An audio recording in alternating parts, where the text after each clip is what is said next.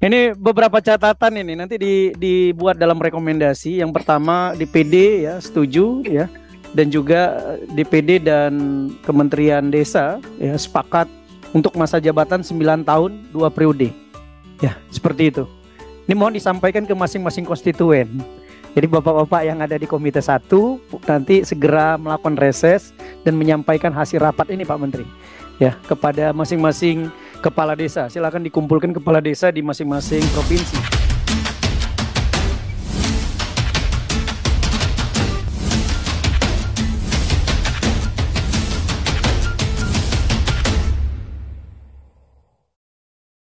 Kemudian juga terkait dengan dana desa. Ya, kita sepakat untuk meningkatkan dana desa yang selama ini dari kurang lebih 1 miliar ya, perjuangannya mungkin kalau di DPD lebih dari 5 miliar, kalau kita perjuangannya 12%. Nah, nanti tadi Pak Menteri sampaikan ini tergantung dari Menteri Keuangan. Jadi Pak Fahri segera agendakan kita Komite 1 rapat sama Menteri Keuangan membahas masalah prospek peningkatan anggaran dana desa pada APBN di masa yang akan datang sesuai dengan revisi undang-undang. Jadi kita mau lihat sebenarnya bagaimana skenarionya kalau terjadi penambahan anggaran 10% seperti apa, 5% seperti apa, 12% seperti apa. Jadi nanti kita ingin tahu penjelasan dari Ibu Menteri Keuangan. Kemudian selanjutnya terkait dengan tadi Pak Menteri juga menyampaikan sepakat dengan dana desa ditingkatkan ya, kesejahteraan kepala desa itu untuk ditingkatkan, kita sepakat, itu masuk juga dalam rekomendasi. Kemudian jaminan pensiun ya untuk kepala desa ini juga kita sepakat ya dengan melakukan 2 hal tadi, pengurangan beban kepala desa dan meningkatkan pendapatan atau anggaran. Jadi gajinya kepala desa mudah-mudahan bisa meningkat ya. Bukan mudah-mudahan, kita harapkan ini salah satu lembaga DPD sebagai lembaga politik harus bisa memperjuangkan gaji kepala desa itu tinggi dan sebagainya. Baik, saya mulai dari Puang dulu, Puang Haji Aji Padindang. Silakan, bagaimana aspirasi kepala desa yang ada di Sulawesi Selatan? Silakan Puang. Makasih Pak Ketua, Bu Waka, Bapak Menteri dengan jajaran yang saya hormati. Assalamualaikum warahmatullahi wabarakatuh. Bolehkah ada pertanyaan langsung dulu Pak Ketua ke Pak Menteri? Ini sudah adakah komitmen antara pemerintah dengan DPR untuk menyelesaikan perubahan undang-undang desa ini tahun 2023? Karena saya menganggap itu utang Bapak kepada para kepala desa yang setiap saat datang berdemo, dan demonya sebagian difasilitasi oleh pemerintah. Itu demo yang canggih-canggih di desa ini sekarang, difasilitasi oleh pemerintah daerahnya datang ke Jakarta sehingga tidak merepotkan kami Pak Menteri. Biasanya kan kalau datang mereka mau pulang ya lapor pada anggota dewannya di pusat. Ini kali sudah tenang aja, sudah siap semua hotel dan transportnya. Bolehkah dulu pertanyaan langsung ini mewakili saya kira teman-teman Pak Menteri? Karena itu yang paling kunci Pak, bahan kita. Terima kasih Bang. Jadi sampai hari ini saya belum mendapatkan informasi lebih lanjut terkait dengan pembicaraan komitmen penyelesaian pada 2023. Tetapi di pemerintah ini sudah selesai karena semua bahan sudah kita bahas bersama-sama dengan Presiden, dan tim di pemerintah itu diketuai oleh Mendagri, kemudian anggotanya Mendes, Menkyu, kemudian Pan RB, kemudian Menkumham. Nah ini jadi sudah pada posisi itu, dan surat presiden mungkin sudah dikirim ke DPR. Baik, sementara itu yang bisa saya sampaikan. Terima kasih banyak Bapak Menteri. Kami bersama Bapak untuk menjawab. Ini justru pertanyaan paling prinsip ini Pak Ketua. Kapan kan mereka kepada saya, kapan disahkan undang-undang ini? Saya akan bilang menurut Pak Menteri dalam rapat Komite 1, di versi pemerintah atau di pihak pemerintah sudah selesai. Dan DPD mendukung itu Pak, supaya jangan datang selalu ke Jakarta, baik dengan inisiatif sendiri maupun dengan diinisiasi. Ditambah nanti Pak Haji, ya. Saya sebagai wakil Sulawesi Selatan akan memperjuangkan dipercepat revisinya. Nah seperti itu. Baik, yang pertama Bapak Menteri yang saya hormati, Bapak Ibu sekalian para anggota Komite 1, saya belum melihat sesuatu yang fundamental di dalam usulan kita. Usulan kita itu artinya karena kami sependapat dengan Pak Menteri tadi untuk perubahan undang-undang ini. Terutama menurut saya sesuatu yang amat prinsip dalam tatanan pemerintahan pusat, daerah, dan desa. Kita diskusinya kan selalu mau memposisikan apakah desa masuk dalam otonomi atau tidak, sekalipun prakteknya seakan-akan kita menganut 3 tingkatan otonomi, provinsi, kabupaten, dan desa. Dibuktikan dengan berbagai aspek sekarang ini, misalnya di penganggaran, di pemilihan kepala desa, dan pengaturan regulasi di bidang pengelolaan desa. Jadi memang ini yang paling harus ditegaskan sebenarnya. Apa kita mau mengakui secara substantif dalam undang-undang desa ini bahwa desa adalah sebuah otonom pemerintahan. Itu kalau berangkatnya seperti itu, maka tidak perlu ragu-ragu kami mendukung Bapak ada pasal tentang kembali seperti sekarang ada RPJM desa, RPJM Des, tapi kan tidak ada RKP-nya, tidak ada rencana pembangunan jangka panjangnya. Lalu muncul ada RPJMD-nya. Kalau kita lihat urutannya di otonomi, pemerintahan provinsi ada, pusat ada rencana jangka panjang, provinsi, kabupaten. Desa langsung masuk di menengah, lalu rencana kerja tahunan. Ini yang saya maksud, kalau kita memang mendorong atau mengesahkan otonomi desa, maka sekaligus punya rencana kerja jangka panjang. Berkaitan dengan itu, maka kami ingin mendukung sekali lagi Bapak Menteri dengan jajarannya, dengan pemerintah, berkait dengan anggaran desa. Saya mulai dari poin itu sesungguhnya. Anggaran desa dengan sumber dari pemerintah ada 2. Ini sudah saatnya di Undang-Undang Desa kita tegaskan menjadi satu pintu. Kalau sekarang kan ada dana desa, ada alokasi dana desa yang sumbernya 10% dari dana alokasi umum. Ketika saya di Komite 4 memimpin di sana, ya, dan selalu itu yang jadi persoalan, karena dana transfer, ini kan Pak Menteri ya, saya kira beliau amat paham daripada saya malah karena beliau punya pengalaman cukup banyak juga di DPR. Ini istilah kami dulu di teman-teman di Komite 4, kamuflase untuk mengatakan dana transfer ke daerah makin tinggi karena ada dana desa di dalamnya. Ya, ada dana desa dalamnya yang mewajibkan 10% kurang lebih dari dana alokasi umum untuk dialokasikan menjadi alokasi dana desa atau yang lebih populer dengan ADD. ADD inilah kemudian yang menjadi ikatan sehingga APBD desa harus disahkan oleh pemerintah kabupaten. Disitulah saya sependapat dengan Pak Menteri tadi, titipan Gubernur Sulsel mungkin Bapak agak viral akhir-akhir ini, terakhir ini, sampai Pak Wakil Menteri Desa harus turun ke Sulsel untuk memberikan dukungan lah. Saya pribadi memang tidak sependapat dengan Gubernur kami, Pak PJ Gubernur itu. Beliau tiba-tiba pejabat Gubernur langsung keluarkan semacam himbauan sekian persen untuk tanam pisang, untuk tanam cabai. Agak-agak salah masuk sedikit kebenarnya di situ, karena arah penggunaan dana desa tahun 2024 Bapak belum keluarkan di Kemendes, tetapi Gubernur sudah mengeluarkan sekalipun memang ayat tempatnya mengatakan dan seterusnya. Jadi tiba-tiba viral memicu demonstrasi kepala desa.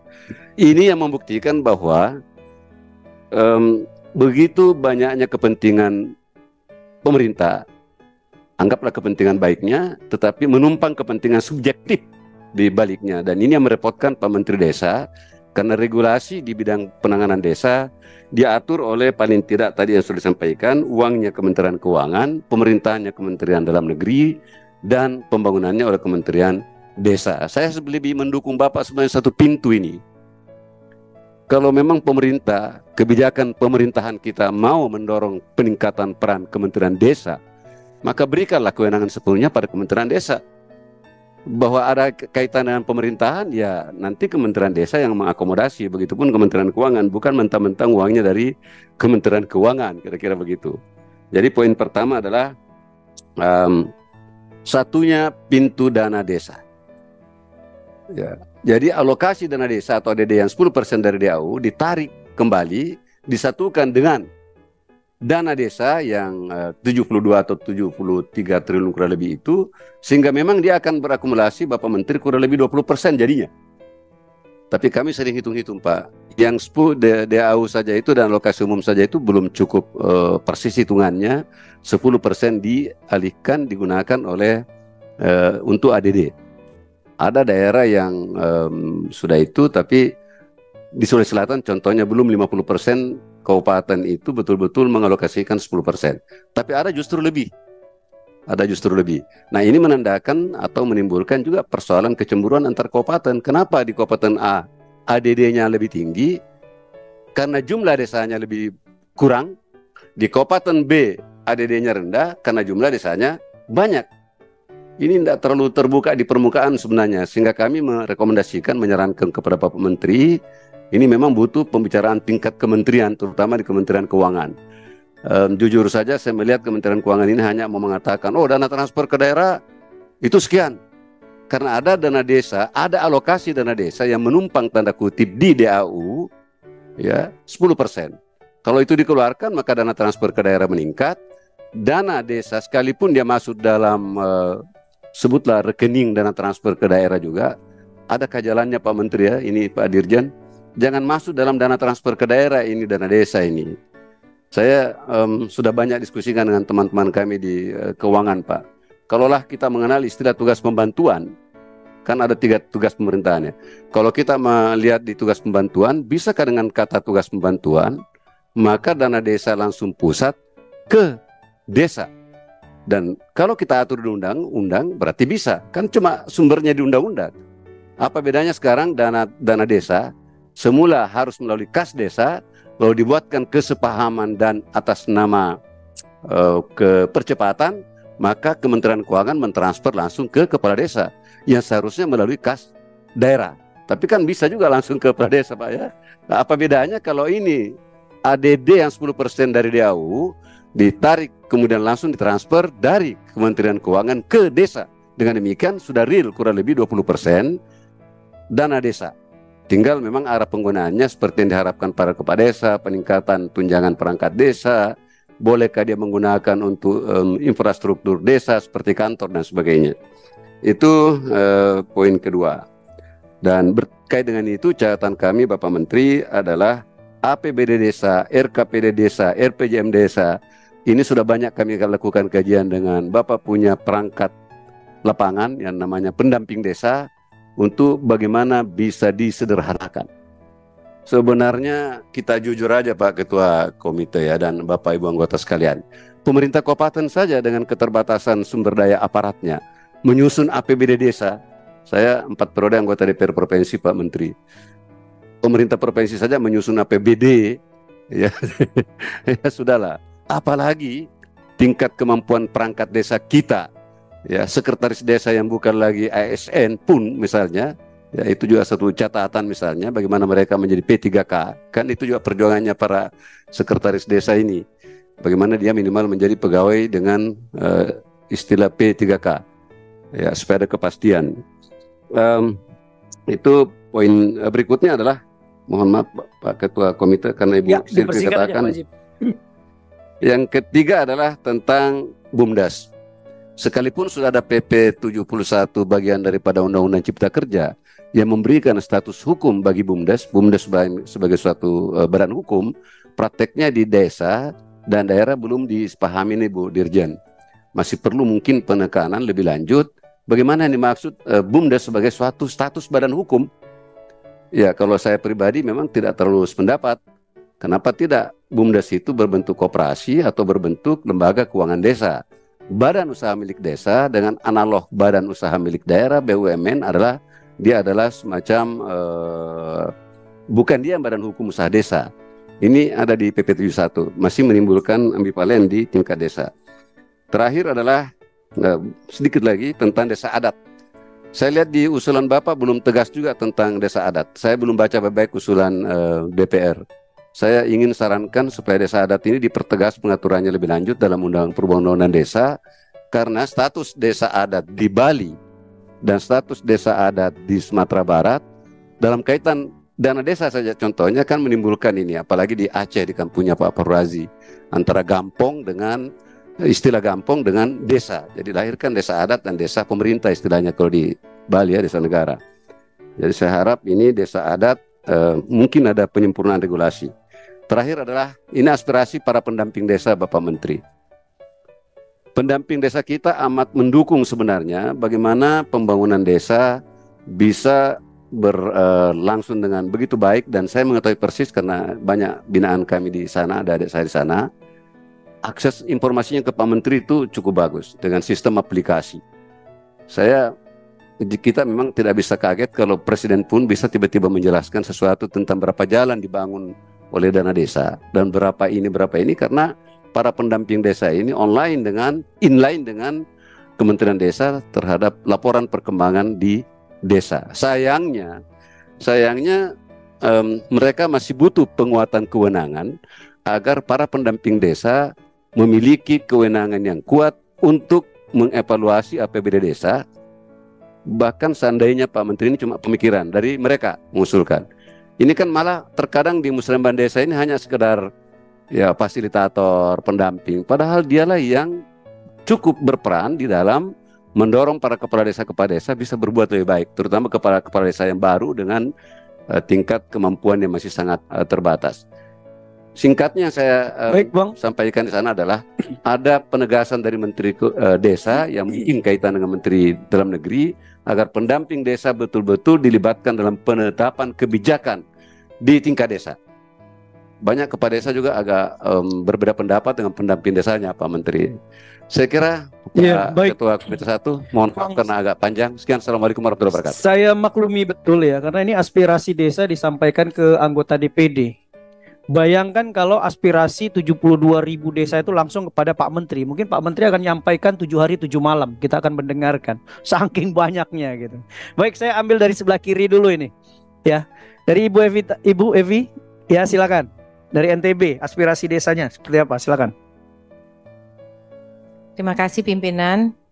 Assalamualaikum warahmatullahi wabarakatuh. Yang saya hormati Bapak Menteri beserta Pak Dirjen, Bu Dirjen, dan seluruh anggota Komite 1.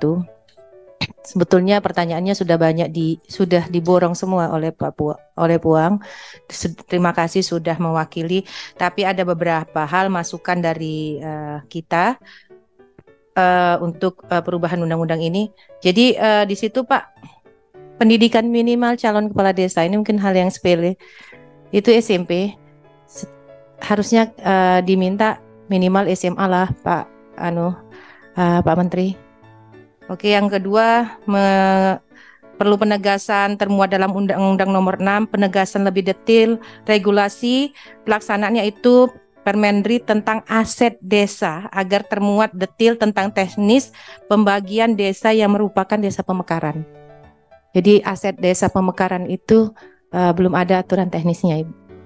Terus yang ketiga, penegasan regulasi yang tumpang tindih, yaitu tentang pedoman perencanaan pembangunan desa, Permendes nomor 21 tahun 2020 dan Permendagri nomor 114 2015. Saya ambil poin-poinnya aja Pak Menteri. Yang keempat itu penegasan perbedaan materi tentang Permendagri nomor 1 tahun 2016 tentang aset desa dengan PP 11 tahun 2001 tentang hibah tanah kas desa ke BUMDes. Terdapat perbedaan penjelasan di situ antara kedua. Yang lima, perlu pengawasan terhadap Undang-Undang Nomor 6 batasan investasi pengalokasian dana desa. Jadi beri penegasan pelaksanaan keuangannya. Dan juga Pak tentang perangkat desa yang kurang mengupgrade dirinya untuk cekap teknologi. Batasan umur yang 60 tahun itu seperti itu. Jadi yang lain mungkin sudah disampaikan oleh teman-teman dan akan disampaikan juga, prinsipnya sama Pak Menteri mungkin. Jadi itu aja yang bisa saya sampaikan mengingat waktu sangat singkat. Terima kasih. Wassalamualaikum warahmatullahi wabarakatuh. Waalaikumsalam Ibu Evi, makasih. Saya kembalikan ke sebelah kanan, Senator Abraham Lianto. Silakan. Terima kasih pimpinan. Pak Menteri, saya ada 3 poin saja. Tapi mungkin pertanyaannya 15.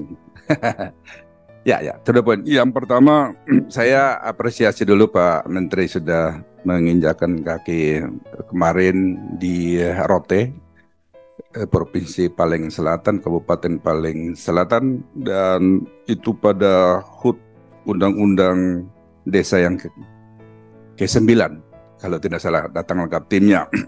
Apresiasi yang kedua, tadi sudah disampaikan juga bahwa program P3PD Kemendagri itu NTT dapat bagian dan cukup besar dan baru mulai ya. Terima kasih Pak Menteri, semoga ini dilanjutkan karena NTT sudah terstigma 3T itu Pak. Jadi memang harus ada afirmasinya, saya kira. Pak Menteri, yang pertama masih nyambung juga dengan yang disampaikan teman-teman tadi. Masalah BUMDes. BUMDes ini mau dibilang 90% di NTT masih bermasalah, belum jalan. Saya bandingkan dengan teman-teman di wilayah barat ini jauh lebih maju.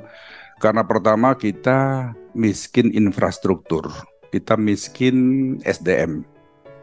Kalau ini tidak ada afirmasi yang lebih dan pola yang harus disesuaikan dengan kondisi kita, maka tambah lama tambah bermasalah BUMDes ini. Kepala desanya masuk penjara terus semua. Bukannya bagus tapi justru bermasalah. Nah, pertanyaan saya, apakah ada langkah Pak Menteri untuk memperbaiki BUMDes yang di daerah 3T, termasuk yang saya katakan tadi, kita kurang infrastruktur, kurang SDM-nya. Bayangkan kalau semua bisnis sekarang itu sudah pakai online, kita jangankan online, listrik aja belum ada, internet juga masih bermasalah, dan masalah BTS lagi itu, jadi sudah jatuh ke timpa tanggal lagi itu Pak. Itu Menteri juga dari NTT. Saya harus ungkapkan ini Pak Menteri. Saya usul Pak Menteri, apakah ada nomenklatur yang bisa diatur supaya BUMDes itu dikelola pihak ketiga? Kalau boleh semacam koperasi, LSM, pengusaha-pengusaha daerah di kabupaten itu, saya kira cukup bagus tuh. Ada akademisi yang bisa Pak Menteri. Jadi mungkin dikecualikan. Kita membayangkan aturan undang-undang ini berlaku untuk 80.000 desa yang ada di Indonesia. Padahal di NTT sendiri ada 3.026 desa. Itu semuanya daerah 3T. Ya, sebagian besar Pak Menteri. Jadi mohon ada kebijakan.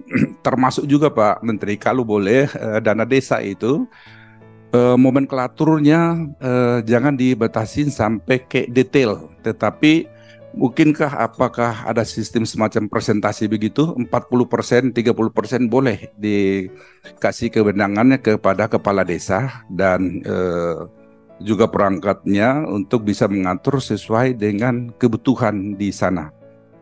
Karena tadi saya bilang Pak, kalau itu diatur seragam 80.000 desa, kita yang di Indonesia bagian timur akan kesulitan.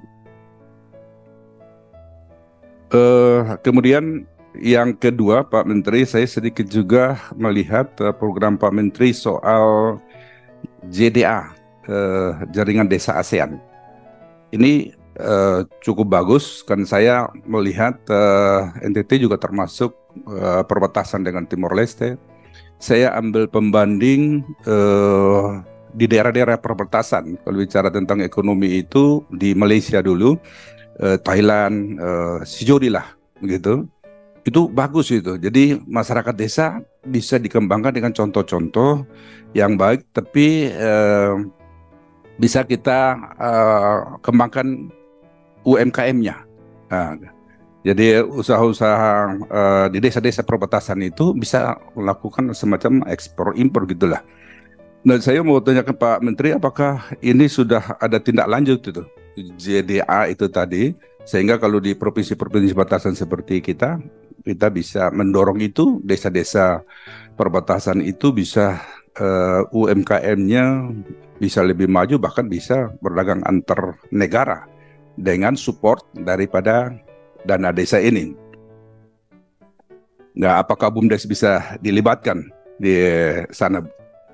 Yang menyangkut dana desa ini juga tadi keluhan daripada kepala desa itu gajinya 3 bulan sampai 6 bulan sekali itu. Kenapa tidak setiap bulan saja? Selain tadi kita pikirkan juga tingkat kesejahteraannya, itu disampaikan oleh pimpinan maupun teman-teman lain itu. Tapi ini kita reses selalu persoalan itu diangkat, the honor kepala desa itu. Saya Cukup, kira Pak Abraham, ya. Masih satu kan, tadi minta 3 Pak. Ya. Masih satunya saya masih lihat nih apa tadi yang perlu saya sampaikan. Sudah 2,5 Pak, setengah lagi. Oke, setengah lagi ya. Ya, dana desa itu untuk pendidikan dan kesehatan itu nomenklaturnya juga terbatas itu. Pendidikan hanya bisa untuk PAUD. Padahal kalau pendidikan kita di daerah 3T itu SD, SMP itu masih bermasalah. Dan tadi contoh Pak Menteri juga bilang kewenangannya tergantung nomenklatur yang ada. Nah, misalnya kalau SD pendidikan dia mau bangun fisik itu nggak boleh. Padahal PAUD itu sangat membutuhkan. Atau mungkin pagar, karena maklum di desa-desa apa itu juga bermasalah Pak. Yang terakhir soal kebijakan 9 tahun ya Pak. Saya kira DPD oke, kita mungkin dukung saya, tapi dengan catatan tidak semerta-merta 9 tahun itu didukung Pak Ketua dan DPD, karena saya katakan tadi desa seluruh Indonesia ada 80.000 desa itu beda-beda. Kita, kalau saya catatan boleh 9 tahun kalau kepala desa itu sudah sukses menjalankan salah satu programnya, bisa bundesnya. Jangan-jangan nanti 9 tahun ini baru 2 tahun dia sudah bermasalah, kita mau berhentikan tidak bisa. Jadi itu dikecualikan juga, dan atau mungkin ada catatan khusus gitu. Kalau soal pensiun oke. Ya, Pak baik. Ketua, terima kasih. Terima kasih Senator Abraham. Saya agak susah juga menahan waktu ya, karena memang NTT ini sangat complicated sekali ya, dan penting, dan daerah tertinggal di sana ya. Kemudian desa-desa miskin juga di sana, daerah perbatasan juga di sana, dekat dengan negara luar juga di sana. Ya tentunya kita berharap kantor Menteri Desa juga harus ada di sana sebenarnya. Jadi saya susah untuk menahan Pak waktunya ini ya. Kemudian Gus Menteri, bisa bayangkan nggak bagaimana Ibu Silvi 30 tahun yang lalu? Nah ini saya perkenalkan, di sini ada anggota DPD series dari Sulawesi Utara. Seperti inilah wajahnya Ibu Silvi 30 tahun yang lalu. Selamat datang Ibu Series ya dari Sulawesi Utara. Ya, jadi cara memperkenalkan yang terlambat harus seperti itu. Ya. Oh, satu lagi ada Dr. Abdul Khalik dari Jawa Tengah ya. Ini calon gubernur juga nih Jawa Tengah ini. Pilihan media. Nah, saya sebelum Dr. Misarti tadi ada Pak Iskandar Muda Baharuddin. Loh Pak, silakan. Ya. Terima kasih pimpinan. Assalamualaikum warahmatullahi wabarakatuh.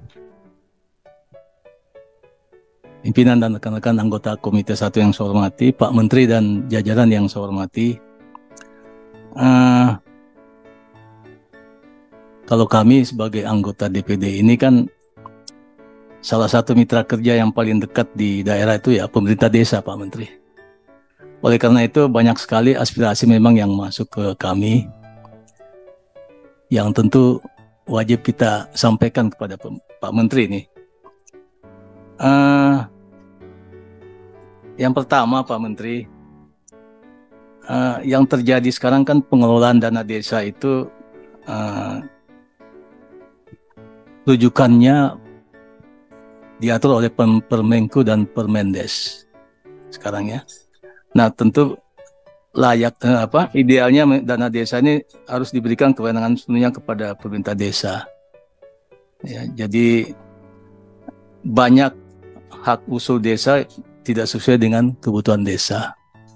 Gitu. Itu yang pertama. Lalu yang kedua tentang kesejahteraan aparat desa ya.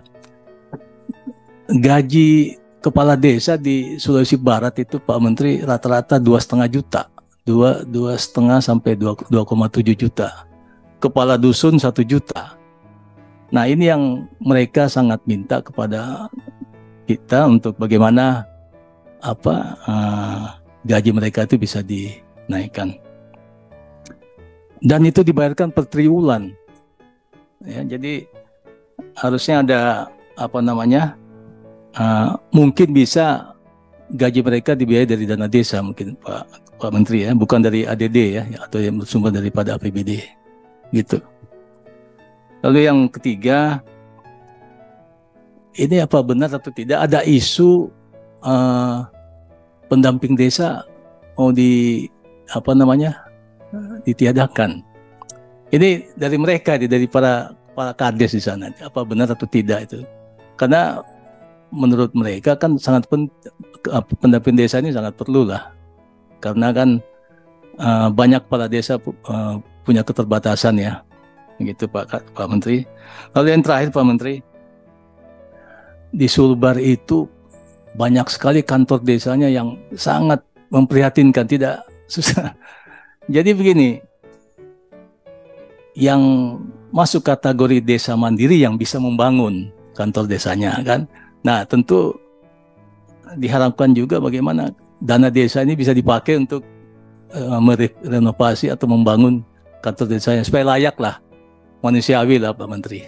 Ya, saya kira itu saja dari saya. Terima kasih banyak. Assalamualaikum warahmatullahi wabarakatuh. Baik, dilanjutkan sama Dr. Misharti. Siap-siap Dr. Abdul Khalik ya. Silakan Dr. Misharti. Baik, terima kasih pimpinan. Bismillahirrahmanirrahim. Assalamualaikum warahmatullahi wabarakatuh. Selamat siang Pak Menteri beserta dengan Bu Dirjen dan Pak Dirjen yang hadir pada hari ini. Saya memberikan apresiasi kepada Pak Menteri yang tadi sudah memberikan banyak ya. Sebenarnya apa yang menjadi pertanyaan di daerah tadi sudah banyak yang terjawab oleh Pak Menteri. Yang pertama tentu terkait dengan anggaran Pak. Jadi Kepala Desa menanyakan kepada kami, Bu Misharti, bagaimana kondisi daerah kita di Provinsi Riau yang tidak sama dengan kondisi yang di Jawa. Artinya apa? Itu masing-masing anggaran desa itu kan sesuai dengan jumlah penduduknya Pak. Jadi kalau di Riau jumlah penduduknya sedikit tapi luasan daerahnya luas banget Pak. Jadi kalau untuk dana desa yang sekitar 1,4 miliar itu tentu mereka mengalami kesulitan dalam pengelolaan dana desa itu karena wilayah mereka yang begitu luas dengan medannya yang tak sama. Jadi nggak bisa hanya dengan darat, dengan laut, tetapi juga dengan kapal begitu khusus ya. Itu yang pertama. Yang kedua, terkait dengan pembahasan undang-undang perubahan kedua undang-undang desa ini Pak, nomor 6 tahun 2014. Kita sepakat bahwa apa yang disampaikan oleh Pak Menteri tadi, bahwa dalam pemerintahan hari ini sudah final membahas ini untuk selesai di tahun 2023. Tetapi kemarin DPR RI sudah menetapkan Prolegnas 2024 Pak. Dan Prolegnas 2024 tidak ada pembahasan terkait dengan perubahan Undang-Undang nomor 6 tahun 2014 ini. Jadi kami minta ketegasan dan kejelasan dari Pak Menteri terkait dengan pembahasan perubahan Undang-Undang nomor 6 tahun 2014 tentang desa ini. Yang ketiga, izin pimpinan, yang ketiga terkait dengan aturan BUMDes.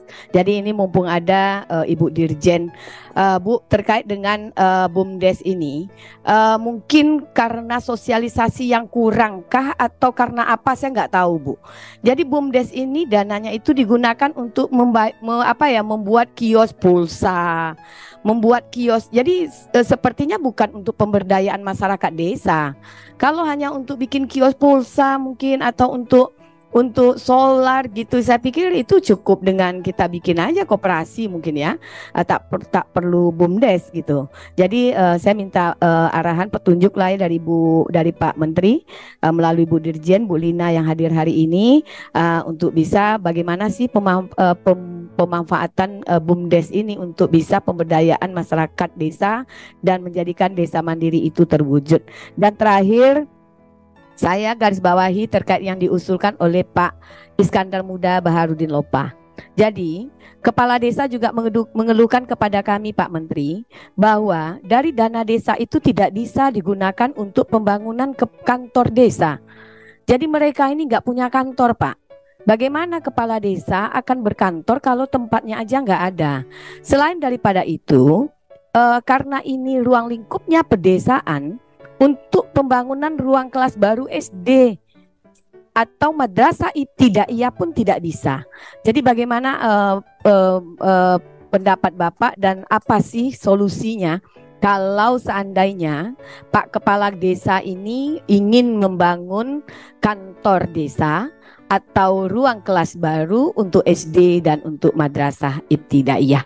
Mungkin itu saja Pak Pimpinan. Ya, Terima baik. kasih. Assalamualaikum Senator dari warahmatullahi Riau, wabarakatuh. Dr. Misarti, terima kasih. Selanjutnya Dr. Abdul Kholik, silakan. Apa aspirasi dari Jawa Tengah? Siap-siap aspirasi dari Kepri. Pak Arifin, silakan. Terima kasih Pak Ketua Pimpinan, Pak Anggota dan wabil khusus Pak Menteri dan jajaran. Assalamualaikum warahmatullahi wabarakatuh. Mohon maaf tadi saya agak terlambat. Tadi saya karena mau rapat dengan Pak Menteri, saya nyari bajunya yang hijau nih Pak. Tapi malah Pak Menteri merah hari ini. Kita ikut semuanya. Masih ada hijau-hijaunya dikit. Iya. Gak apa-apa untuk intinya artinya sama Pak Menteri. Pak Menteri dan jajaran, pertama saya ingin mengapresiasi juga untuk Pak Menteri dan jajaran terkait dengan draft ini. Saya cukup jelas, bagian saya sudah baca. Poin pertama Pak Menteri ini untuk pemerintahan desa itu kalau bisa dikelirkan kaitannya dengan konteks otonomi daerah. Ini kan seperti tidak terputus satu sama lain. Sesimpelnya saja Pak Menteri, dulu itu masyarakat desa itu bisa mengurus KTP di desa. Sekarang kan harus ke kabupaten, harus ke Dukcapil. Maksud saya kalau konteksnya mendekatkan pemerintahan dan desa menjadi satuan dari itu, ya desa yang mampu dikembalikan saja KTP cukup di desa atau di kelurahan. Di daerah kami saja yang di Jawa untuk pergi ke Disduk itu butuh sehari itu baru selesai Pak untuk ini. Jadi ini tidak membantu masyarakat desa. Yang kedua, berkaitan dengan aparatur desa atau perangkat desa Pak Menteri. Di sini ada usulan dari Kemendes untuk kewenangan Kades mengevaluasi perangkat desa. Kalau nggak salah mohon diperjelas pertimbangannya, karena ini bisa jadi juga menjadi sumber persoalan di bawah. Tetapi yang berikutnya belum muncul afirmasi yang cukup kuat dari Kemendes untuk para perangkat desa. Ini hak-hak dan perlindungannya untuk perangkat desa belum muncul Pak Menteri. Mungkin nanti mohon diperkuat, paling tidak hak untuk ekonominya, kemudian perlindungannya dan juga jaminan semacam BPJS-nya juga terjamin lah untuk perangkat desa. Yang berikutnya ini untuk Pak Menteri, saya laporan Pak Menteri, saya mengumpulkan atau bertemu dengan para sekdes kabupaten, mereka minta waktu ngobrol, cerita-cerita Pak Menteri. Ternyata ketika mereka mengisi untuk SDGs itu cukup sulit buat mereka Pak Menteri. Dan sebagian akhirnya malah seperti pelajaran mengarang itu Pak. Jadi banyak poin-poin yang akhirnya mereka mengira-ngira saja. Nah maksud saya melihat mau dipertimbangkan kembali apakah betul SDGs itu tepat untuk diberlakukan sampai ke desa. Karena karakter SDGs sebenarnya kan untuk negara dan itu juga produk dari luar. Nah saya malah ingin mendorong Pak Menteri, kemarin di kajian kami, status desa yang ada sekarang ini itu sebagai kan stigmatif Pak Menteri. Desa dilabeli tertinggal, desa dilabeli sangat miskin atau ekstrim Pak. Itu kan meskipun mungkin nyata Pak, tapi kan merendahkan sebenarnya Pak untuk masyarakat. Atau kalau mau dirasa mesti kan malu Pak kalau punya desa sangat miskin Pak. Nah di simulasi kami Pak, sebaiknya kategori desa itu berbasis potensi Pak. Jadi tidak ada kategori yang seperti sekarang, misalnya kalau desanya pertanian, namanya desa pertanian Pak. Kalau desanya potensinya maritim, ya desa kelautan. Kalau memang desa itu potensinya hutan atau berada di luar, namanya desa hutan. Kalau desanya memang itu sudah menjadi desa industri, namanya desa industri. Jadi kalau dengan kategori lebih clear Pak. Kriteria dan ukuran sangat mudah. Kalau desa itu maju, ya kalau pertaniannya maju. Kalau dia desa pertanian. Jadi tidak diukur swadaya mandiri yang kalau di lapangan tidak terlalu jelas Pak ininya. Tapi kalau desa pertanian ukurannya hanya satu, sektor pertaniannya bisa maju apa tidak. Nah, di skema yang kami simulasi, kalau seperti itu bisa desa sampai 5 miliar Pak untuk desa-desa yang punya potensi. Misalnya kalau itu desa pertanian, maka pupuknya harus disediakan oleh desa sendiri.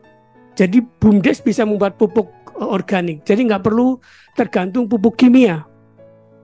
Kemudian benih padi juga dibuat desa sendiri Pak, tidak perlu menunggu benih dari pemerintah yang seringkali malah tidak bisa terlalu lama, jadi tidak bisa ditanam Pak, sudah terlalu udah kadaluarsa. Jadi kalau desa pertanian, desa kelautan, maka angkanya bisa besar kalau potensinya bisa dikembangkan Pak. Dan saya sudah sempat dengan Bappenas di RPJP 2025-2045 ya kalau nggak salah itu berapa itu sudah menghilangkan kategori-kategori desa itu Pak, yang tertinggal dan seterusnya. Jadi mungkin ini perlu direkonstruksi Pak secara lebih kuat lagi. Kalau itu ini Pak Menteri, maka subsidi pupuk tidak terlalu dibutuhkan Pak, karena pupuk langsung dibuat di desa dan itu pasti membuka lapangan usaha. Demikian juga subsidi benih, nggak perlu Pak pemerintah mengalokasikan itu, tapi langsung dibuat oleh jadi simulasi 5 miliar itu dengan merelokasi dana dari subsidi pupuk, subsidi benih dan lain-lain Pak, termasuk di sektor kelautan. Saya seringkali menemukan Pak, ini programnya Kementan di desa Pak, sebagian sangat tidak fungsional Pak. Misalnya saya menemukan desa dibangunkan tempat pengeringan padi yang cukup mahal, dibangun di kantor desa tapi nggak ada yang menggunakan Pak, karena masyarakat pada menjemur di tempatnya sendiri juga bisa gitu Pak. Kemudian di desa itu sudah cukup banyak penggilingan padi, dibangunkan penggilingan padi oleh Kementan yang juga tidak digunakan Pak. Saya tanya kenapa nggak digunakan tahun depan baru loh. Ini sudah 2 tahun nggak dipakai Pak. Nah jadi sayang sekali dana-dana seperti itu kalau langsung di desa, saya kira akan jauh lebih fungsional Pak. Mungkin itu Pak Menteri ya, dan cukup ya, Pak Abdul kami dari Jawa Tengah berharap betul untuk penguatan desa hutan Pak dengan sistem pemberian reward. Desa itu ya kalau maju tetap dalam konteks dia hutan, bukan menjadi kota. Kalau menjadi kota maka habislah hutan kami di Jawa Tengah. Terima kasih. Baik, terima kasih Dr. Kholik. Selanjutnya Pak Ari Pinto silakan dari Kepri. Selanjutnya cukup ya, saya pikir ini yang terakhir ya. Terima kasih ya. Oh, series terakhir ya, Sulawesi Utara ya. Kalau series banyak juga nggak apa-apa. Ya silakan Pak Ari Pinto. Terima kasih Pak Ketua. Selamat sore Pak Menteri, kita semua. Jadi temanya mungkin sama Pak Menteri, ini mengenai desa itu begitu banyak dan beragam. Kalau Kepri tentulah di pulau-pulau kecil, ya. Jadi kami minta perhatian atau afirmasi mengenai anggaran desa karena di kepulauan. Satu desa terdiri dari beberapa pulau, ada dusun-dusun. Sehingga operasional tentu sangat berbeda. Kemudian juga potensinya di desa-desa kami itu perbatasan seperti mungkin di NTT berbatasan langsung dengan negara tetangga, ya, sehingga tentu harus ada perlakuan khusus untuk kemudahan perdagangan dengan negara tetangga. Ini seringkali terkendala itu dengan aturan negara, ya. Jadi mudah-mudahan ada perhatian khusus afirmasi terhadap anggaran desa untuk daerah-daerah kepulauan, pulau-pulau kecil seperti itu, dan juga perlakuan bagaimana bisa membedakan BUMDes untuk memang di mana ekonominya banyak berhubungan dengan negara tetangga. Terima kasih. Ya, baik, Seris, silakan Ibu Seris.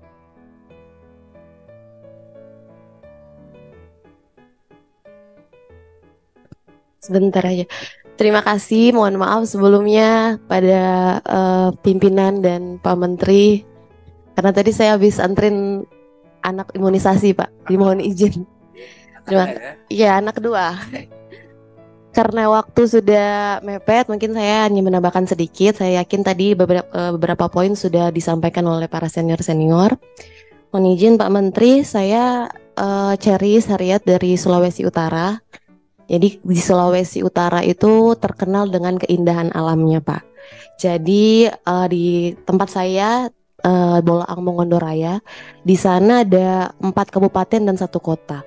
Dan di sana itu potensi pariwisatanya tuh tinggi. Jadi para kepala desa dan juga para pimpinan daerah banyak sekali yang mengandalkan pariwisata sebagai objeknya.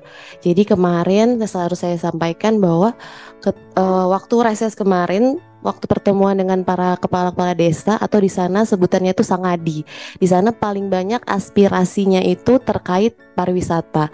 Bagaimana akses-akses ke objek-objek wisata yang ingin mereka tingkatkan, seperti akses jalan, akses pariwisata dan sebagainya. Dan mungkin itu karena itu juga nantinya menurut mereka bisa menambah sedikit-sedikit dana untuk desanya. Kemudian ada juga terkait perangkat desa, mereka berharap bisa diangkat sebagai anggota P3K. Kemudian juga jaminan pensiun untuk para perangkat desa yang sudah pensiun. Saya kira itu saja. Dan tadi yang disampaikan Pak Kolik, saya sangat setuju tentang desa berbasis potensi. Seperti yang saya sampaikan, mungkin kalau daerah saya paling banyak potensinya di pariwisata, mungkin itu yang bisa dapat dikembangkan di sana, sehingga lebih fokus untuk apa yang dapat mereka dapatkan. Kemudian terakhir Pak, para kepala desa di sana menitip pesan ini untuk Pak Menteri. Kalau Bu Syaris ketemu Pak Menteri, mereka memberikan ide dan inspirasi bahwa untuk pendataan desa sebagai sebentar Pak. Pendataan untuk bantuan ke desa yang selama ini diberikan mandat ke pemerintah daerah itu bisa, kalau bisa langsung saja ke pemerintah desanya, karena menurut mereka yang paling tahu apa yang dibutuhkan para masyarakat di desanya. Saya kira kurang lebih itu. Mohon maaf untuk lebih dan kurangnya, saya mohon maaf. Wassalamualaikum warahmatullahi wabarakatuh. Waalaikumsalam warahmatullahi wabarakatuh. Waktunya luar biasa panjang sekali Bu Syaris. Ibu Sylvie ada yang mau disampaikan? Tidak ada ya. Baik, Pak Philip dari Papua. Nah ini Papua Barat penting juga ini. Sangat penting sekali.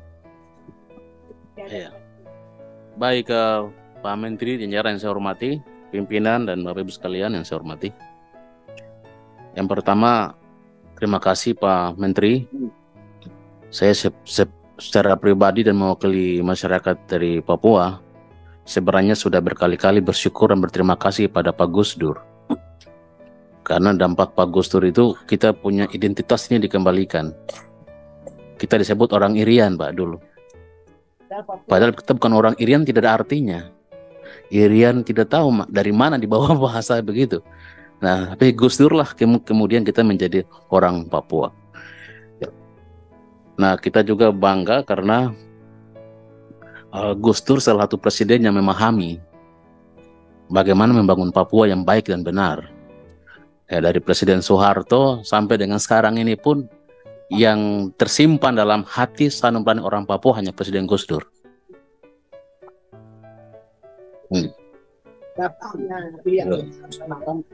Ya. Kita tidak bicara soal partainya Pak, Gus Durnya itu.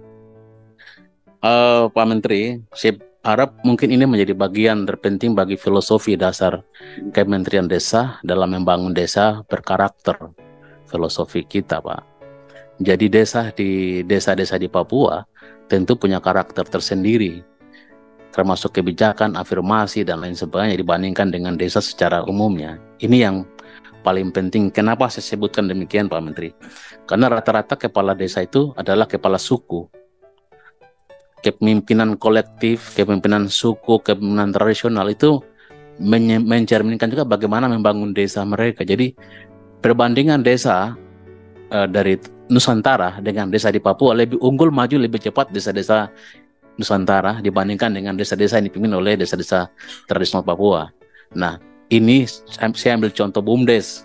Ambil rata-rata BUMDes itu yang berhasil, itu BUMDes yang dikelola oleh BUMDes oleh suku-suku Nusantara seperti di daerah transmigrasi dan. Tapi kalau yang dikelola orang Papua, tentu sampai saat ini saya belum melihat dampak dari BUMDes.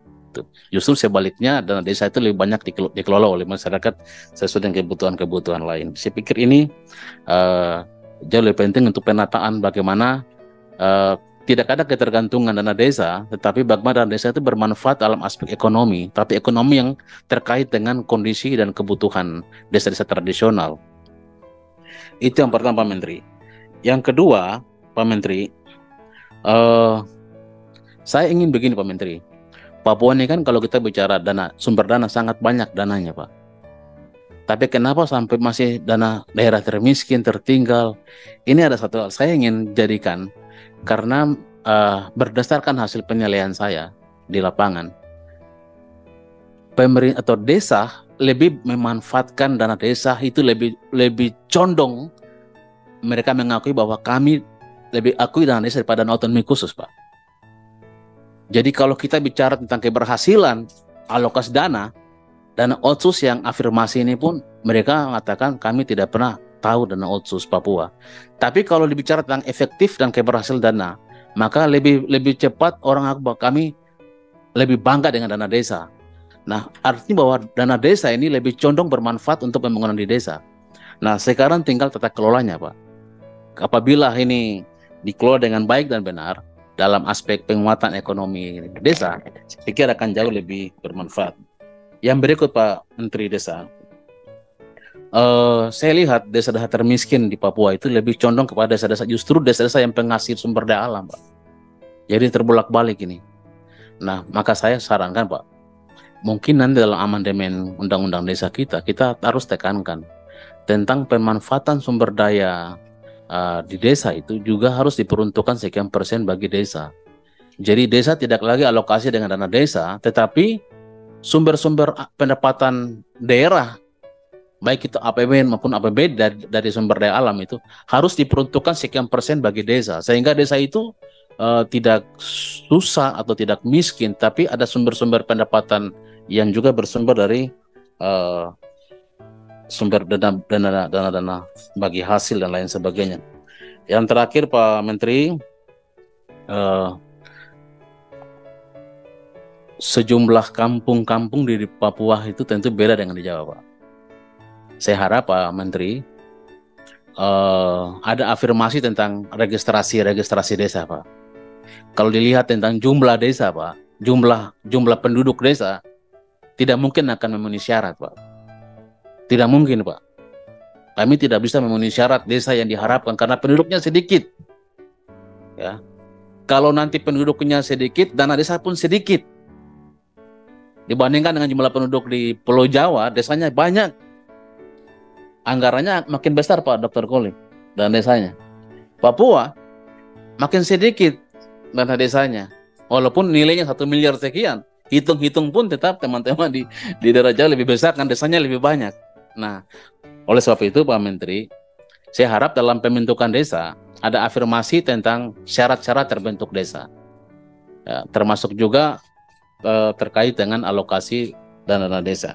Pikir ini yang penting bagi saya, sehingga Pak Menteri dengan memahami filosofi Pak Gus Dur tadi, Pak, tentu bukan berarti provinsi lain tidak penting, Pak, tetapi betapa pentingnya Papua juga dalam negara kesatuan Republik Indonesia. Makasih. Iya, baik Pak Menteri, pemaparan dari teman-teman aspirasi yang disampaikan Kepala Desa dari 34 provinsi. Izin. Oh, tambah lagi. Terkait dengan DIM, Pak, DIM RUU Desa, saya dapat laporan dari Balik sudah sekitar bulan September, Pak. Sudah surprise-nya sudah ada, Pak. Nah, sekarang saran saya, Pak, ini sebelum ganti Pak Menteri Desa nanti, Pak, ke depan misalnya, atau Menteri Desa ganti dengan jabatan yang Menteri berikut, Pak. Insya Allah beliau Mendagri ke depan. Mendagri misalnya. Pak, bagaimana kalau Amin. Nah, kalau ini saya aminkan, Pak. Amin. Bagaimana kalau RUU ini kita dorong di tahun ini, Pak, atau tahun depan, masa sidang depan itu dibahas, Pak. Karena ini kan sudah masuk di prolegnas dan sudah ada surprise-nya. Nah, yang kedua, Pak, karena DPD ini lebih bermitra dengan pemerintah, saya harap, Pak, ada tim kerja terbatas untuk mensinkronkan DIM-nya Komite 1 dengan pemerintah, sebelum kita misalnya nanti pembahasan di sebelah. Itu lebih bagus supaya pokok-pokok pikiran DPD yang bisa saja kita sinkronisasi dengan pemerintah, itu saya pikir lebih baik. Makasih. Iya, Pak Menteri, pemaparan dari daerah-daerah berdasarkan aspirasi kepala desa sudah disampaikan. Yang terakhir ini sebagai ketua komite saya juga senator dari Aceh ingin sampaikan ini Pak Menteri ya, aspirasi dari teman-teman kepala desa Geci. Kalau kita di sana Geci Pak, Gampung. Kita nggak ada desa tapi dana desa ada. Nama lainnya adalah Gampung. Jadi Aceh itu mengalami konflik 30 tahun ya, yang pada akhirnya melahirkan kemiskinan yang sangat masif di sana. Salah satunya kita punya dana otsus Pak untuk mengatasi kemiskinan. Kemiskinan itu ada di desa, di Gampung istilahnya. Bahkan stunting juga ada di desa, bukan di kota. Tapi dana otsus yang selama ini dirasakan oleh masyarakat itu berputar di provinsi dan di kabupaten. Jadi masukan dari kepala-kepala desa Geci-Geci Aceh ini agar ke depan itu Aceh mendapatkan dana desa bukan hanya dari Undang-Undang Nomor 6 yang akan kita revisi, tapi juga dari dana otsus. Nah, Aceh hari ini sedang mengalami revisi juga yang sama seperti Undang-Undang Desa, yaitu Undang-Undang Nomor 11 tahun 2006. Salah satu revisi Undang-Undang otsus itu Aceh itu adalah adanya alokasi dana di Gampung itu berdasarkan sumbernya dari dana otsus. Jadi kita minta dukungan nih Pak Menteri ya. Jadi Aceh ini karena daerah khusus bukan hanya dapat dari dana desa, tapi juga dapat dana desa itu dari dana otsus. Nah ini yang kita sedang perjuangkan, kita minta Pak Menteri bisa memberikan dukungan. Kemudian saya mendengarkan pemaparan tadi, saya pikir revisi Undang-Undang Nomor 6 tahun 2014 tentang desa udah bisa kita percepat segera nih Pak Menteri ya, karena ini akan menjadi legasinya Pak Menteri dan kita berikan apresiasi juga dengan kinerja Pak Menteri selama ini.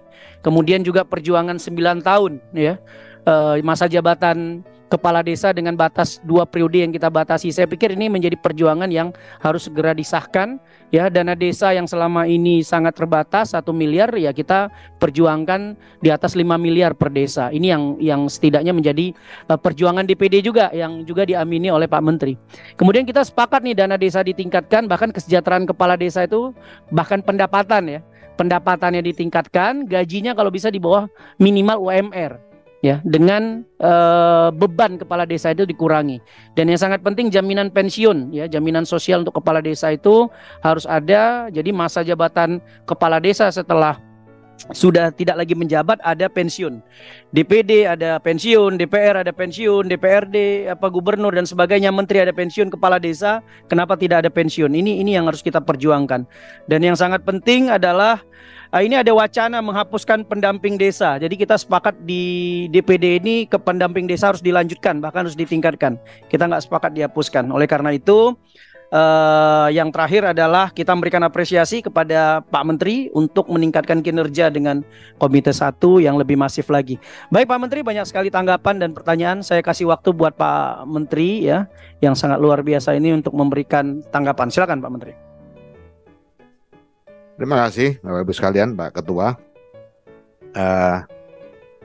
Secara umum semuanya bertujuan agar terjadi percepatan pembangunan di desa.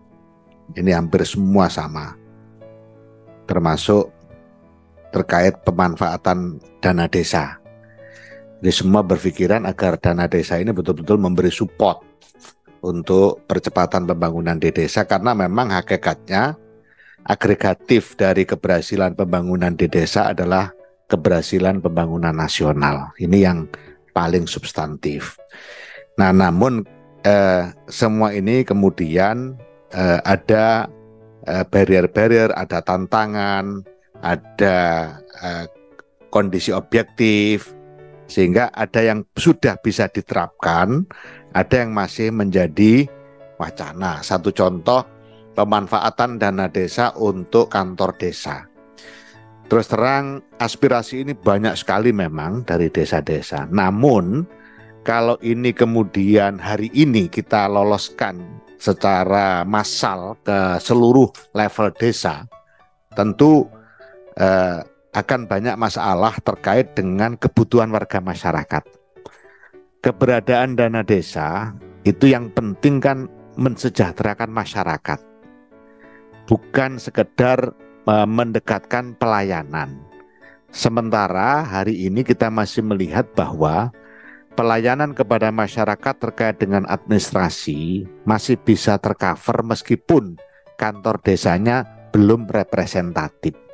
Itu yang kemudian kita lebih memikirkan keberpihakan kepada kebutuhan warga masyarakat untuk hari ini. Nah, kita mencoba mengakomodasi aspirasi itu menjadi kebijakan memang kita batasi pada desa mandiri. Kenapa?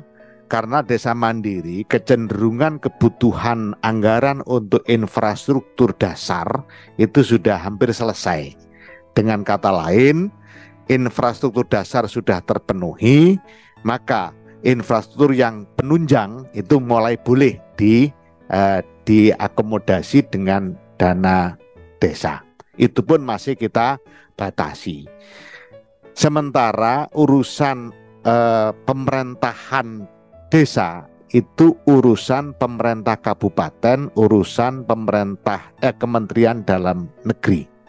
Nah, sementara dana desa adalah dana APBN yang dikucurkan ke desa dalam rangka pencapaian RPJMN maupun RPJP yang pada sektor atau level desa. Nah, disinilah sudut pandang yang hari ini masih memberi warna di dalam kebijakan di Kementerian Desa. Tentu apa yang menjadi aspirasi akan menjadi bagian penting untuk kemudian kita lakukan telaah, dan memang terkait dengan pembangunan desa ini masih butuh banyak sekali telaah. 80.000 desa se-Indonesia memiliki karakteristik yang berbeda-beda.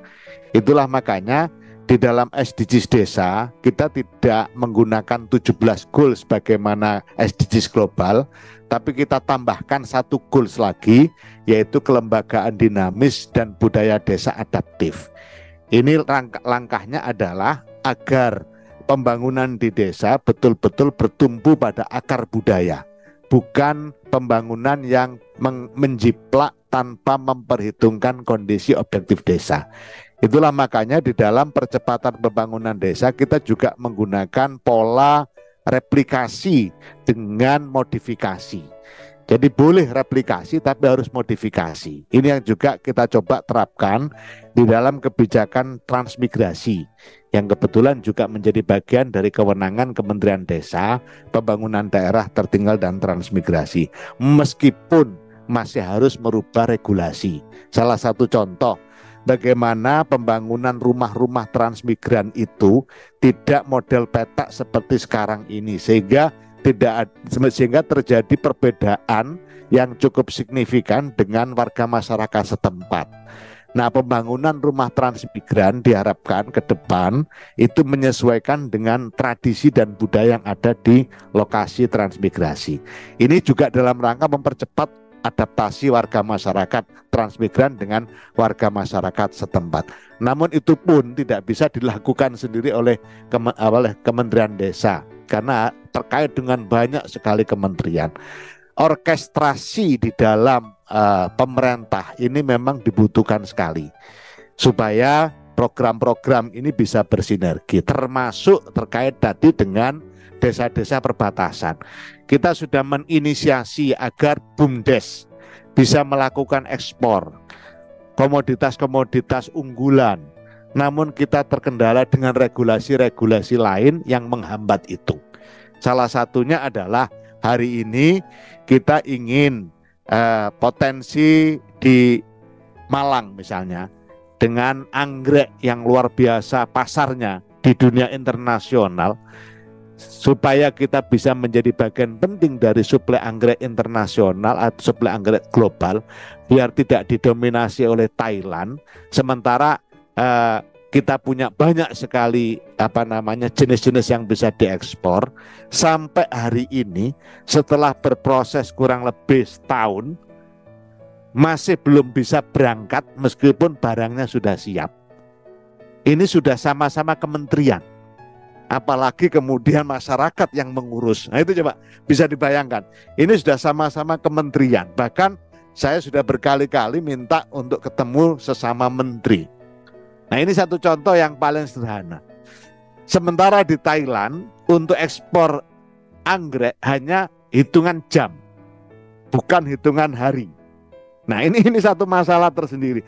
Nah, kalau ini kemudian orkestrasinya belum selesai, maka pesan saya kepada siapapun pengusung pasangan capres-cawapres, ya, apakah amin atau mudah-mudahan Tuhan memberkati. Ini tolong, ini menjadi bagian penting dalam orkestrasi supaya potensi-potensi lokal yang luar biasa itu bisa dilakukan upaya ekspor secara mudah. Nah, ini satu contoh kecil aja. Kita juga memfasilitasi desa ekspor kopra. Ini juga berjalan, tetapi juga butuh proses panjang. Kita juga memfasilitasi desa ekspor ikan hias. Itu juga butuh proses panjang. Tapi yang paling panjang yang kita hadapi hari ini yaitu anggrek. Sampai hari ini belum bisa berangkat, semuanya sudah siap. Sementara kebutuhan anggrek global itu sangat besar sekali dan Indonesia termasuk ditunggu-tunggu untuk itu. Nah, kadung busuk anggreknya. Nah, ini masalah. Nah, itu juga bagian penting. Kemudian terkait dengan level pemerintahan, apakah desa masuk pada pemerintahan level ketiga dan seterusnya? Sebenarnya ini diskusi lama yang sebenarnya juga sudah hampir selesai karena di Undang-Undang Dasar sudah jelas sekali di pasal 18 ayat 2 di mana keberadaan desa itu adalah hibrid, yaitu masyarakat yang berpemerintah dan pemerintah yang berbasis masyarakat. Makanya beberapa kondisi berbeda dengan pemerintah kabupaten. Satu contoh, musyawarah desa. Musyawarah desa itu tidak hanya dihadiri oleh BPD dan kepala desa, tapi melibatkan representasi dusun, representasi kelompok-kelompok masyarakat, kelompok marginal, kelompok warga miskin harus terwakili di situ, kemudian adat juga harus terwakili di situ dan seterusnya, supaya apa? Supaya kebijakan diambil dengan secara maksimal. Ini menurut saya sudah final, sehingga desa bukan pemerintahan level 3, tetapi masyarakat yang berpemerintahan, pemerintahan yang berbasis masyarakat. Nah, di sini berdampak juga pada keberadaan perangkat. Apakah perangkat desa itu P3K atau ASN? Ini yang kemudian juga jadi diskusi panjang. Karena perangkat desa, kepala desa itu tidak punya jam kerja. Beda dengan bupati. Kalau bupati punya jam kerja, orang mau datang ke rumah bupati masih mikir ketika sore.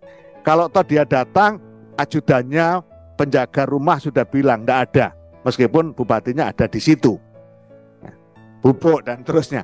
Tapi kepala desa tidak bisa memperlakukan dirinya seperti itu. Dia harus membuka diri 24 jam. Perangkat desa juga tidak bisa. Maka kalau kemudian dia masuk P3K, tidak ada aturan yang sesuai jam kerjanya. Nah, sehingga pernah kita usulkan rapat dengan presiden harus ada regulasi khusus dengan kesejahteraan khusus. Karena memang masyarakat berpemerintahan, pemerintah berbasis masyarakat. Jadi memang agak beda dengan bupati, dengan camat dan seterusnya. Meskipun ada jam kerja di kantor desa, tapi masyarakat tidak bisa kemudian dibatasi jam kerja. Sore-sore datang kepala desa melaporkan masalahnya. Urusan dengan kepolisian lapor kepala desa. Urusan dengan kejaksaan lapor dengan kepala desa. Ada pencurian lapor dengan kepala desa dan seterusnya dan seterusnya. Nah, mau nikah pun lapor dengan kepala desa. Nah, sehingga kadang-kadang kepala desa nakal itu juga nggak salah karena ada janda juga lapor kepala desa.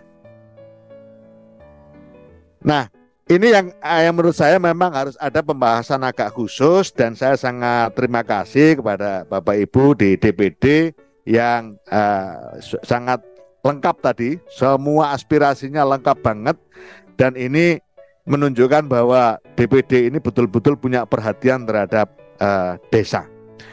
Bapak Ibu sekalian, termasuk terkait penggunaan dana desa untuk SMP, untuk MI, jelas tidak mungkin, karena itu bukan kewenangan desa. Jadi penggunaan dana desa tetap dibatasi sesuai dengan kewenangan desa. Karena kalau tidak sesuai dengan kewenangan akan jadi masalah hukum. Ini yang kita jaga. Jika jangan di samping itu SDMI itu kan tugasnya pemerintahan supradesa. Jangan kemudian dibebankan ke desa semua. Itu yang seringkali hari ini saya yang paling pusing itu hampir semua kementerian yang berkaitan dengan pemberdayaan itu minta ketemu saya untuk kemudian bersama-sama bisa memanfaatkan dana desa. Nah, kalau ini dituruti, kepala desanya pusing. Karena Kementerian PPA minta dana desa dipakai untuk ini itu dan seterusnya. Kementerian Kesehatan minta posyandu pakai dana desa, imunisasi pakai dana desa. Saya bilang dana desa nggak usah dipakai gitu sudah habis, apalagi ditambah dengan kebutuhan-kebutuhan itu. Nah, itulah makanya di dalam kebijakan kita terkait dengan pemanfaatan dana desa kita berikan kelonggaran. Jadi kita berikan kelonggaran sesuai dengan kearifan lokal masing-masing. Disitulah posisi SDGs desa memberikan guidance supaya apa? Supaya basisnya masalah. Memang SDGs desa mengendorse dari SDGs global, kesepakatan 193 negara. Tetapi ada satu filosofi yang sangat bagus di dalam SDGs, makanya kita landingkan ke desa, no one left behind. Tidak boleh ada satupun yang terlewatkan. Nah, bicara tentang no one left behind ini yang paling rasional itu desa. Karena mendata desa itu jauh lebih mudah karena skopnya kecil. Siapa yang belum mendapatkan jaring pengaman sosial padahal dia penduduk situ. Kalau kita skala nasional berbasis KTP, dia belum punya KTP, maka dia tidak dapat itu. Padahal dia sejak lama hidup di situ. Apakah kemudian warga seperti ini tidak boleh mendapatkan akses kebijakan dari pemerintah? Tentu tidak boleh, tetap harus dapat.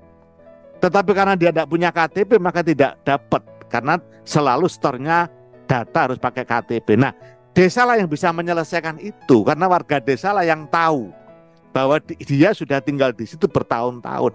Sementara dia tidak punya KTP, belum tentu kesalahan dia. Nah, ini yang kadang-kadang kita sering lengah. Warga berpenyakit kronis menaun, Indonesia TBC peringkat kedua. Sebenarnya itu kalau ditangani pada level desa selesai. Karena di data desa, data SDGs ada di sana. Berapa warga desa yang berpenyakit kronis menaun? Yang terbanyak itu adalah gula darah, hipertensi, gula darah. Itu yang paling banyak dengan segala variannya. Kemudian yang kedua TBC. Memang saya juga kaget ketika membaca data-data itu, loh kok banyak sekali TBC. Sementara kita lengah terhadap TBC. Nah, kalau kemudian kita berbasis pada data desa, saya yakin penyelesaiannya akan mudah. No one left behind ini bisa diselesaikan pada level desa. Tidak akan bisa diselesaikan pada level nasional. Pasti ada yang terlewat. Yang tidak terdata di Dukcapil pasti terlewat. Padahal itu warga kita dan lahir di situ. Apakah hanya gara-gara tidak punya KTP terus tidak diakui sebagai warga negara? Tentu tidak boleh kita bersikap seperti itu. Nah, disinilah Bapak Ibu sekalian, memang butuh, ya sekali lagi saya katakan butuh penanganan intensif, serius terkait dengan pembangunan di level desa. Kemudian terkait dengan BUMDes, nanti yang teknis bisa dijelaskan oleh dua dirjen ini. Karena kalau nanti nggak menjelaskan teknis, menterinya jadi dirjen nanti.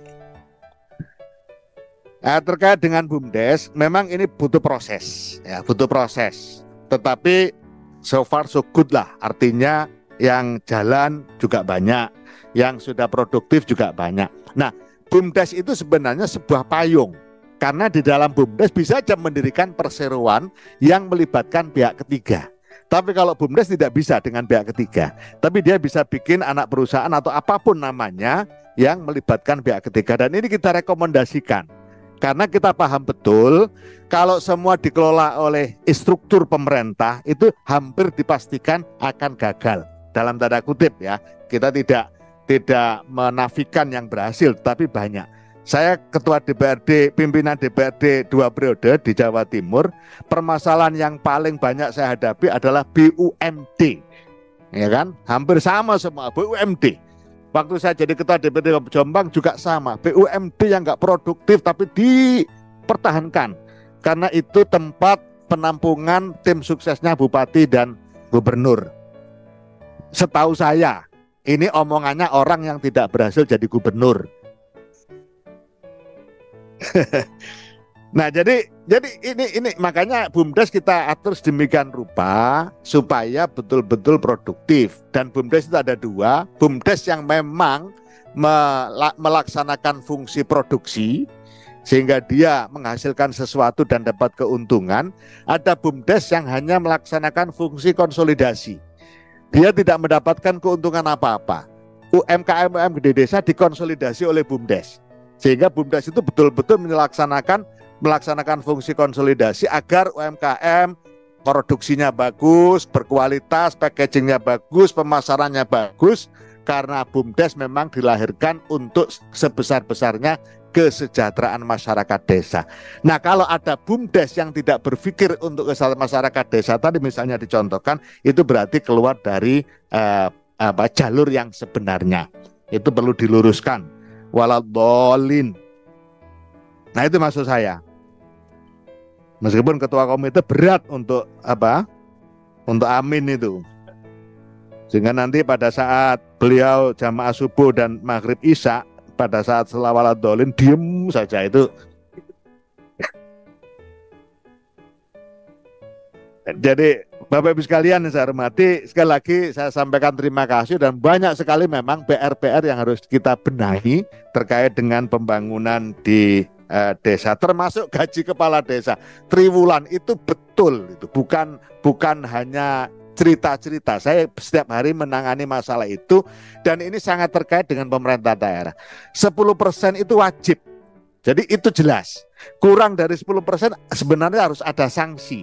Cuma sanksinya bukan kewenangannya Kementerian Desa.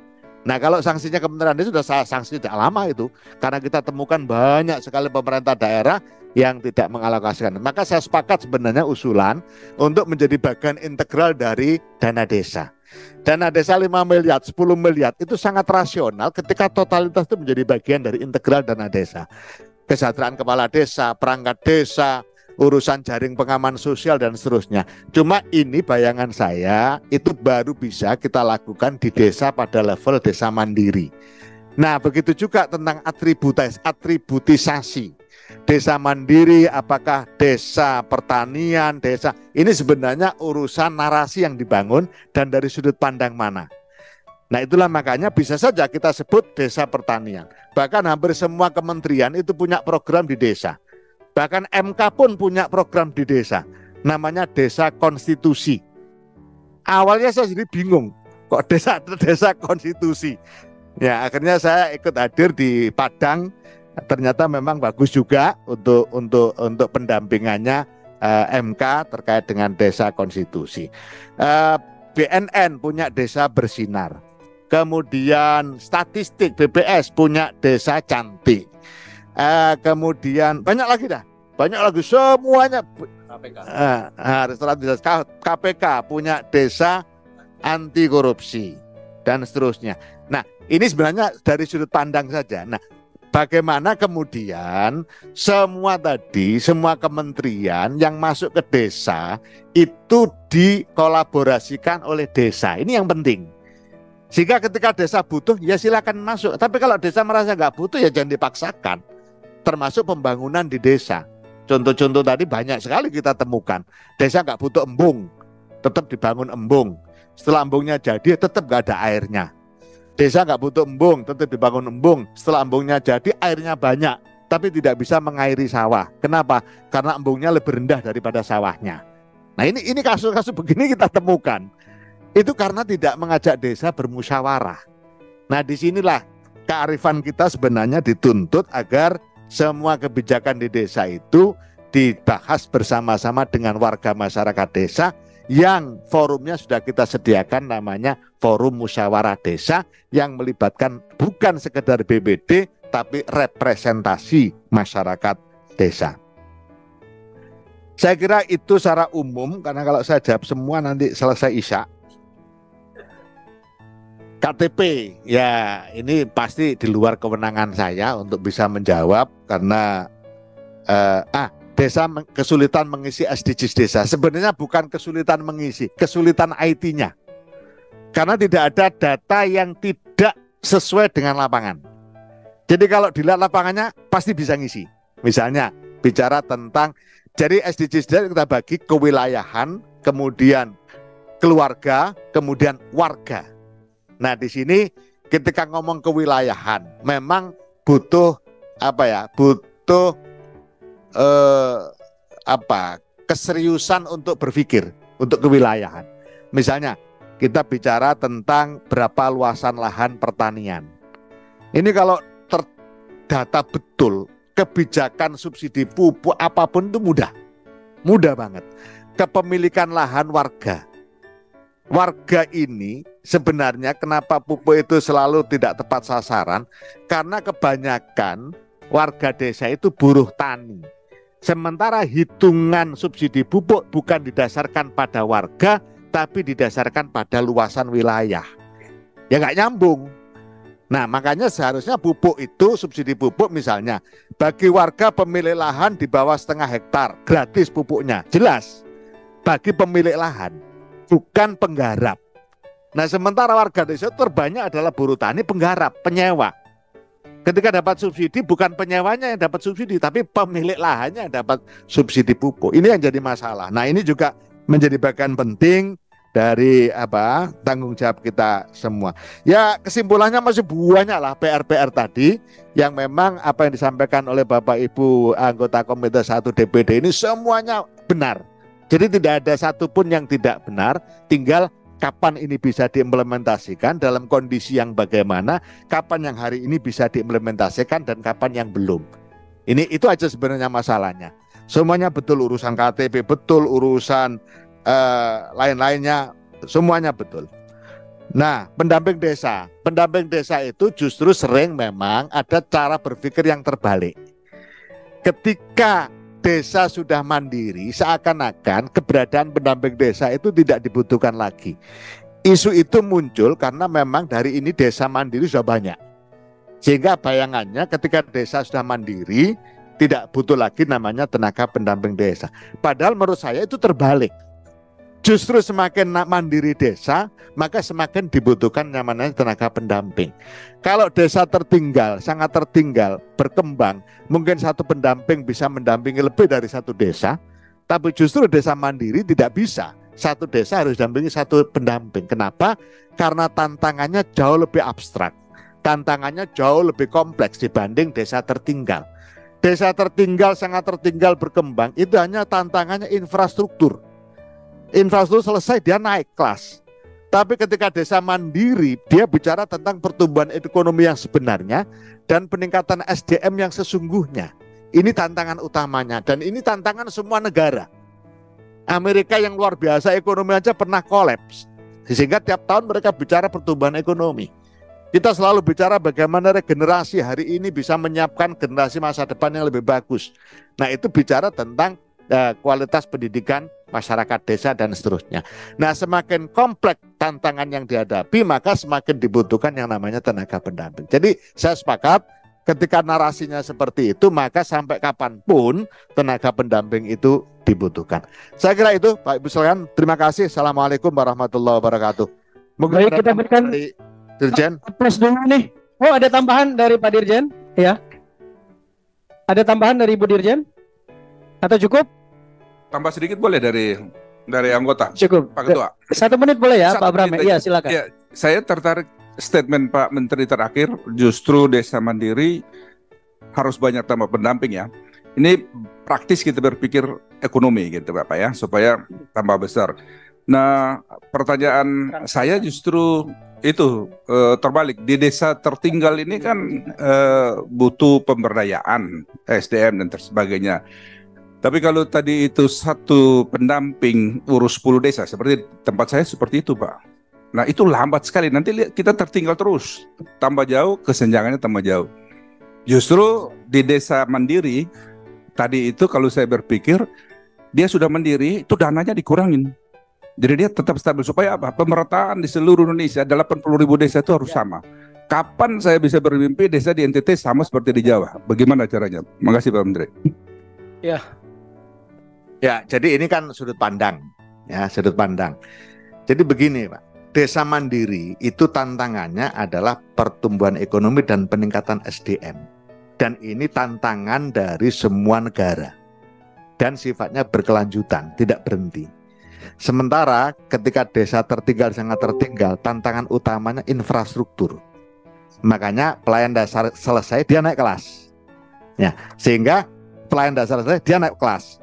Kemudian kelas berikutnya, ini kita menggunakan versi Indeks Desa Membangun (IDM). Tentu akan beda lagi ketika kita melihat dari sudut pandang SDG desa. Berbeda lagi ketika dari sudut pandang potensi desa. Nah, hari ini kebetulan yang kita pakai masih Indeks Desa Membangun. Nah, pada posisi itu meskipun di situ kita juga mengkritisi juga. Karena di Indeks Desa Membangun itu kalau desa kena bencana, meskipun dia posisinya mandiri, serta-merta dia menjadi sangat tertinggal. Serta-merta. Itu yang kita agak setuju juga, tapi karena hari ini masih dipakai, itu udah kita pakai itu. Nah, itu artinya desa sangat tertinggal dan tertinggal bicara tentang infrastruktur dasar, pelayanan dasar, dan kebanyakan hal yang sifatnya sederhana. Bangun saluran irigasi tersier, bangun akses jalan desa, bangun, itu kan sifatnya sangat sederhana dan bisa diselesaikan dalam kurun waktu tertentu. Tapi ketika bicara tentang pertumbuhan ekonomi dan peningkatan SDM, tidak akan pernah selesai sampai kapanpun. Itulah makanya kenapa DAU di kabupaten juga tidak pernah berhenti. Nah, kalau kemudian di desa mandiri justru dana desanya dikurangi, menurut saya justru kabupaten harus diturunkan juga DAU-nya. Nah, ini yang kita bangun karena itu yang seharusnya dilakukan oleh pemerintah. Jadi justru semakin mandiri desa, dana desanya harus ditingkatkan, tetapi pekerjaannya menjadi bagaimana betul-betul tidak ada warga miskin di situ. Tidak ada lagi anak yang tidak memenuhi kewajiban belajar. Tidak ada lagi dan seterusnya, semua syarat-syarat itu harus dipenuhi karena sudah mandiri. Nah, supaya apa? Supaya juga tidak timbul demotivasi. Karena kalau nanti dana desa mandiri diturunkan, mereka tidak akan pernah menjadi mandiri. Mereka akan bertahan pada desa kalau perlu sangat tertinggal supaya dananya banyak keluar. Nah di sini yang dan analoginya adalah kabupaten aja sampai hari ini masih nerima DAU, masih nerima DAK, padahal dia sudah levelnya kabupaten. Bahkan kabupaten yang sudah punya PAD bagus ya, meskipun di Indonesia hanya berapa kabupaten, itu hanya beberapa kabupaten yang sudah tidak nerima DAU, tapi hampir semuanya nerima DAU. Nah, kalau desa mandiri justru kan mendekati dengan berbagai tantangan yang dihadapi di level kabupaten. Demikian Pak, terima kasih. Ya, baik, saya pikir jelas ya. Sudah cukup Ibu Evi? Pertanyaan saya nggak dijawab tentang teknis pembagian desa pemekaran. Set desa pemekaran. Jadi pertama, kalau saya jawab nanti kualat. Karena saya bukan Mendagri, itu ada di Kemendagri. Seingat saya sih, setahu saya sih sudah jelas pemekaran desa, ada aturannya. Ini sekaligus merespon Papua tadi tentang aturan lahir desa baru ya, desa baru. Karena syarat desa, kalau ukurannya jumlah penduduk memang tidak akan pernah ada di Papua. Nah, disitulah butuhnya afirmasi, saya sepakat itu. Sama dengan batas usia kepala desa. Pendidikan. Batas pendidikan. Ibu usul SMA, wong SMP saja ada yang nggak terpenuhi kok. Dari SMP saja ada yang nggak terpenuhi, karena satu desa tidak ada yang lulus SMP. Nah, di situ perbedaannya antara desa dengan level kabupaten.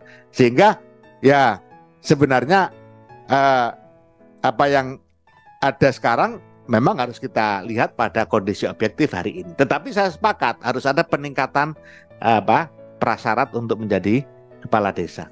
Saya kira gitu. Terima kasih, Pak. Baik, saya pikir jelas ya dan semua terjawab ya. Pertanyaan, tanggapan dan juga permintaan klarifikasi. Memang agak sulit kita membantah kalau berhadapan dengan seorang menteri yang cerdas ya, seperti Pak Menteri yang saat ini. Memang beliau ini secara biologis dan secara ideologis turunannya Gus Dur. Susah kita bantah. Bisa kita lihat sosok beliau ini sebagai Gus Dur muda kan. Kita keren aplaus dulu buat beliau ya. Mudah-mudahan panjang umur, amin. Terus karirnya naik ke atas ya, maksudnya jadi menteri yang lebih tinggi lagi, Menko minimal ya. Dan terpilih di anggota DPR RI. Ya. Baik Pak Menteri, kita masih ada waktu 5 menit lagi, silakan ditampilkan kesimpulan rapat kerja kita.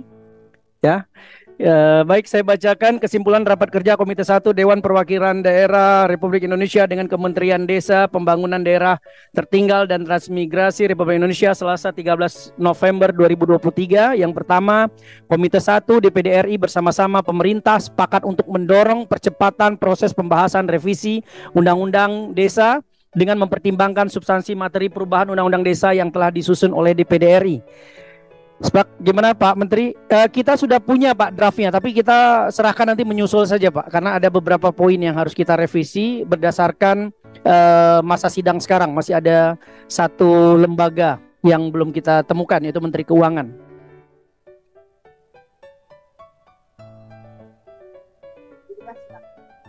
Saya ulangi, Komite 1 DPD RI bersama-sama pemerintah sepakat untuk mendorong percepatan proses pembahasan revisi Undang-Undang Desa dengan mempertimbangkan substansi materi perubahan Undang-Undang Desa yang telah disusun oleh DPD RI. Sepakat ya Pak ya? Ini tidak ada yang terlalu mengikat, dan masukan substansi materi perubahan nanti akan kita serahkan apakah nanti pada saat tripartit atau dalam rapat selanjutnya, karena ada masukan satu lagi yang sedang kita tunggu rapat kerja dengan Kementerian Keuangan. Kemudian yang kedua, Komite 1 DPD RI sepakat dengan Kemendes PDTT RI dalam perubahan Undang-Undang Desa nantinya untuk mendorong 1. Masa jabatan Kepala Desa 9 tahun dengan 2 periode, 2. Perangkat desa menjadi PPK. Tadi ada masukan nih, perangkat desa dan pendamping desa Pak untuk menjadi PPK. Ini usulan dari DPD. Bapak setuju Pak kira-kira?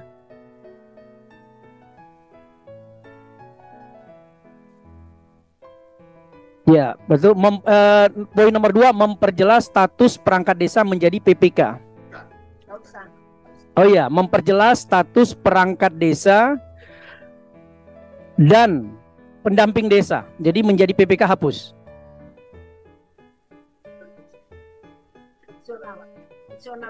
Jadi, oke, berarti itu outsourcing gitu Pak ya.